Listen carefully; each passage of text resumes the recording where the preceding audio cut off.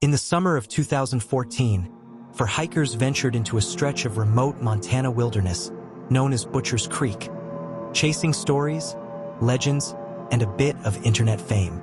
They brought cameras, curiosity, and confidence.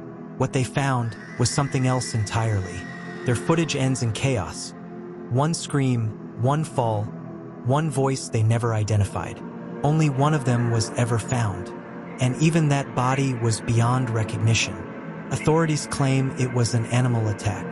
But the footage, the last 60 seconds, says otherwise. Whispers in the trees, a figure not in the group, and a voice that says, "Don't run." The four hikers, Carter Hayes, Tulip Tran, Dylan Brooks, and Steve Campos, were in their early 20s. Adventurers, YouTubers, they ran a small but growing channel called Urban Myth Breakers, where they investigated fringe folklore and eerie legends across America. Their destination that July was Butcher's Creek, a densely wooded, isolated area in northern Montana. The region is surrounded by native land, steeped in local myth, and rarely touched by modern tourism. At the center of the local lore is a man named Eli Mercer, a 1940s recluse said to have killed anyone who wandered too deep into the forest he claimed as his own. Mercer disappeared decades ago, allegedly consumed by the forest he guarded. The team's plan was simple: hike in, document signs of the old hermit legend, record a spooky overnight session at base camp, and hike out. They never made it back. The footage recovered from their GoPro was partially corrupted. Some clips were never recovered. But what remained was chilling enough. We see the team at the trailhead joking and filming. Carter narrates, calling the trip a Mythbuster weekend. Steve's camera captures odd wooden totems on day 2, crudely built from twigs and sinew, tied with red thread. The group laughs it off. That night, Tulip records a strange moment. There's movement in the woods behind them. A tree creaks, yet there's no wind.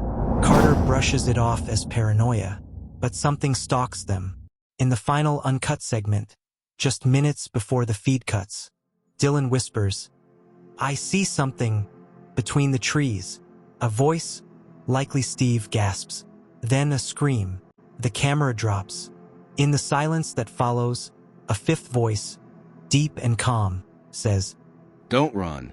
The footage ends there. 3 days after the team's missed return, a search and rescue mission was launched. Locals from the nearby town of Red Elk joined law enforcement in a ground search. After 5 days, they found the campsite. Torn tents, a broken flashlight, blood-stained fabric in the dirt. 1 mile away, a partially buried body was found. Ripped open, bones splintered, skull crushed.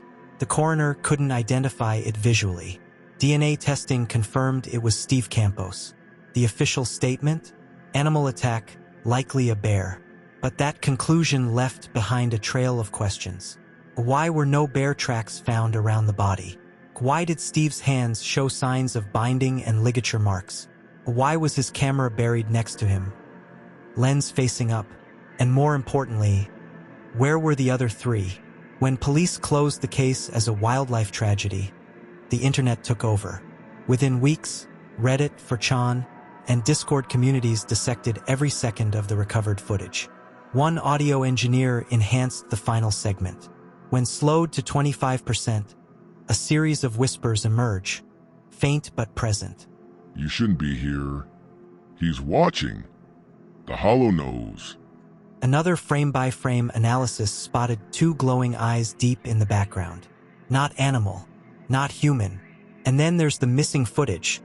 Segments that law enforcement claimed were corrupted, but a metadata dump released via a FOIA request showed the files were intact when first logged. Was there something in the footage that they didn't want the public to see? Locals of Red Elk have long avoided Butcher's Creek. Some claim it's cursed. Others say it's watched over by something much older than Eli Mercer. A park ranger, who spoke under condition of anonymity, claimed the area is an unmarked exclusion zone, unofficially patrolled by armed volunteers who keep outsiders away. Some believe Mercer never disappeared, that he, or someone who took up his cause, still lives in the woods, protecting the hollow. And then there's the 2006 case of a father and son who vanished on a hunting trip in the same area. Their bodies were never found. Their campsite was marked with the same totems seen in the hiker's footage. A final piece of evidence, buried in the case file and overlooked for years, was a slip of paper, found tucked beneath Steve's camera. Written in faint pencil. The forest watches. It remembers. You don't leave unless it lets you. Some say it was planted. Others think he wrote it himself. But the handwriting didn't match his. The case remains officially closed. No further search parties were organized. The missing hikers, Carter, Tulip, and Dylan, are presumed dead. But no bodies were found. 4 hikers went into the woods. Only one came out, barely. So, what really happened in Butcher's Creek? Did a territorial recluse protecting a dark legacy? Or a government cover-up? Or something far older and far less human? Let us know what you believe in the comments. Don't forget to subscribe for more disturbing stories that fall through the cracks. Turn on notifications so you never miss a case that was almost forgotten.